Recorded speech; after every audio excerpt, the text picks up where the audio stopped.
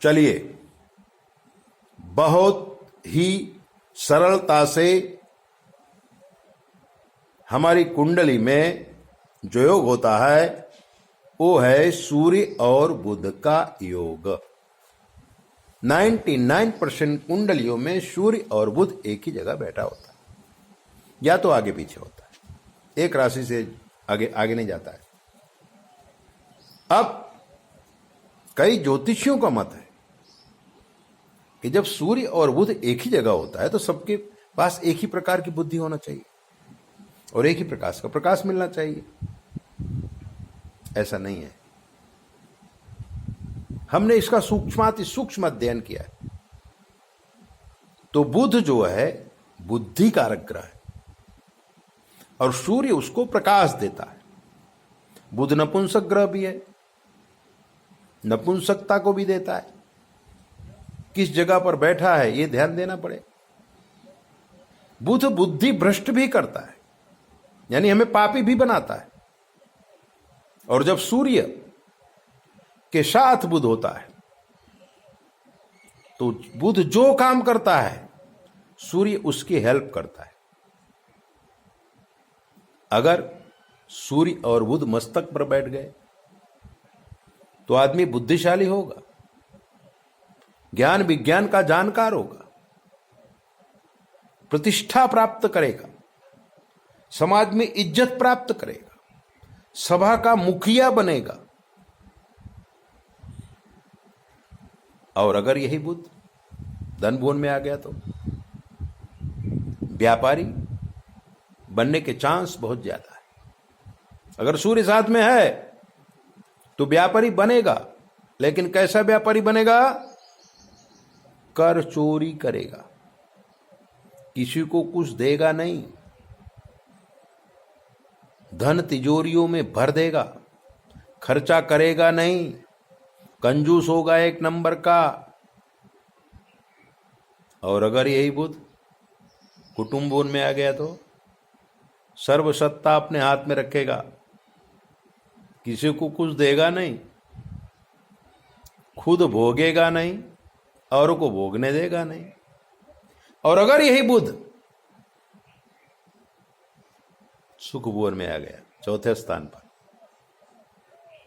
तो इस व्यक्ति का सुख नष्ट हो जाएगा। अनेक प्रकार के झगड़ा इसके घर में आ जाएंगे, मां बाप से झगड़ा हो जाएगा, भाइयों से झगड़ा हो जाएगा, कुटुंब परिवार में झगड़ा हो जाएगा, अड़ोसी पड़ोसी में झगड़ा हो जाएगा। और अगर संतान भुवन में आ गया तो इसके संतान बड़े दिव्य होते हैं, विदेशों में जाकर के अध्ययन करते हैं, समाज में बहुत प्रतिष्ठा प्राप्त करते हैं, माँ बाप की सेवा करने वाले संतान होते हैं, कुटुंब परिवार को चलाने वाले संतान होते हैं। और अगर यही पत्नी भुवन में आ गया तो घर में ऐसे व्यक्ति की बिल्कुल चलती ही नहीं है। पत्नी कहती कि उठो तो उठना पड़ता है, बैठो तो बैठना पड़ता है।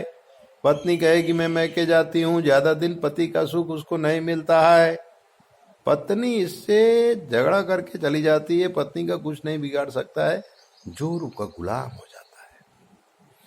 और पत्नी के लिए कभी कभी माँ बाप और कुटुंब परिवार को भी छोड़ देता है।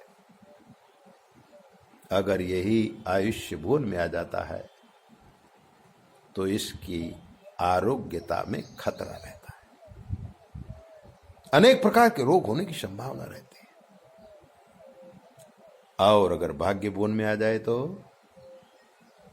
कई बार भाग्योदय होता है, साल 2 साल में इसकी प्रगति होती है, बहुत आगे निकल जाता है।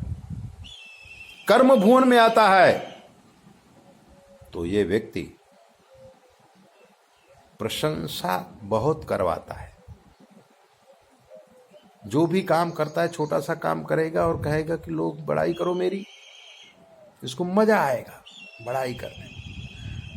आवक भुवन में आएगा तो आवक भुवन में आए तो पैसा अच्छा आएगा, पर बुद्धि के द्वारा आएगा, विचारों से पैसा आ जाएगा। और जावक भुवन में आ जाएगा ना तो पैसा खर्च होगा ही। ये संपत्ति इकट्ठा करके तिजोरी में भर भर के मर जाएगा और अंत में दुर्जन लोग उस लक्ष्मी का उपयोग करेंगे। इसलिए अगर सूर्य और बुध एक साथ में बैठे तो पहले देखिए कौन सी राशि के हैं, कौन से घर में है, देश काल और पात्र को मिलाइए, फिर इन ग्रहों को समझिए और अपने जीवन के अंदर समझने की कोशिश कीजिए।